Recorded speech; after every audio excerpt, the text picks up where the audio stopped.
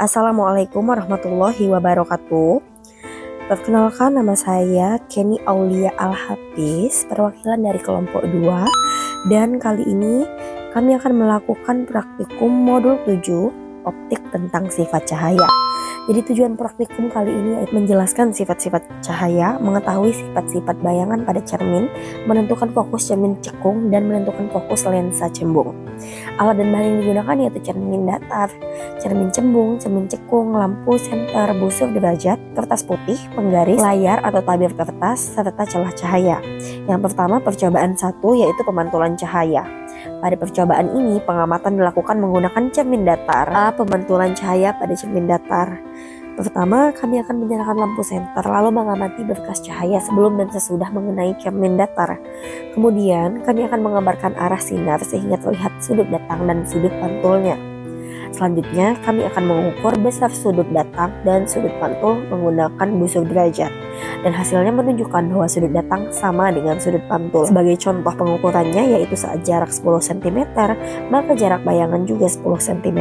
Lalu yang B, pemantulan cahaya pada cermin cembung. Untuk percobaan kedua ini, kami menyiapkan lilin dan cermin cembung. Lilin diletakkan di depan cermin cembung lalu diamati bayangan yang terbentuk. Dari hasil pengukuran yaitu saat benda berada 10 cm dari cermin, bayangan terlihat sekitar 5 cm di belakang cermin. Jadi hasil percobaan menunjukkan bahwa cermin cembung menghasilkan bayangan yang lebih kecil, tegak, dan bersifat maya. Lalu yang C, pemantulan cahaya pada cermin cekung. Pada percobaan yang ketiga ini, kami menyiapkan lilin, cermin cekung, dan layar kertas. Lilin diletakkan di depan cermin cekung, lalu kami geser sehingga bayangan terlihat jelas. Kemudian kami akan mengamati bentuk bayangan yang dihasilkan, serta mengukur jarak benda terhadap cermin. Contoh dari hasil pengukuran yaitu saat benda berada 20 cm dari cermin, bayangan yang terbentuk pada jarak sekitar 40 cm. Hasil percobaan menunjukkan bahwa cermin cekung dapat menghasilkan bayangan nyata yang dapat ditangkap pada layar.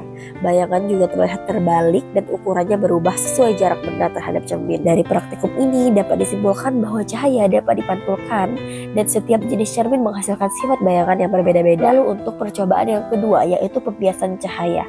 Tujuan dari praktikum ini yaitu mengamati pembiasan cahaya pada balok kaca dan lensa. Yang pertama, saya menyusun lampu senter, celah cahaya, dan balok kaca. Lalu lampu senter dinyalakan dan saya akan mengamati sebelum dan sesudah melewati balok kaca. Contoh dari hasil pengukurannya yaitu saat sudut datang 30 derajat, sudut bias sekitar 20 derajat.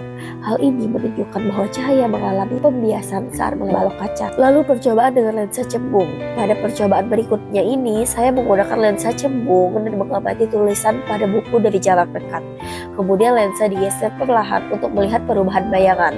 Hasil pengukurannya yaitu saat benda 20 cm, bayangan yang terbentuk sekitar 40 cm pada layar.